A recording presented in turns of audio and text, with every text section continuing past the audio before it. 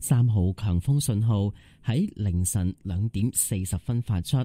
天文台表示，喺過去幾個鐘頭，熱帶風暴塔巴繼續穩定橫過南海北部，預料受到與塔巴相關嘅強風區影響，本港風勢將會逐漸增強。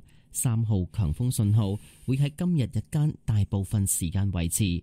天文台又話，按照現時預測，塔巴會逐漸增強，星期一朝早喺香港西南面200公里左右掠過，但環流較為細小，會視乎其增強速度同埋最接近本港嘅距離，評估係咪需要喺今晚改發更高熱帶氣旋警告信號。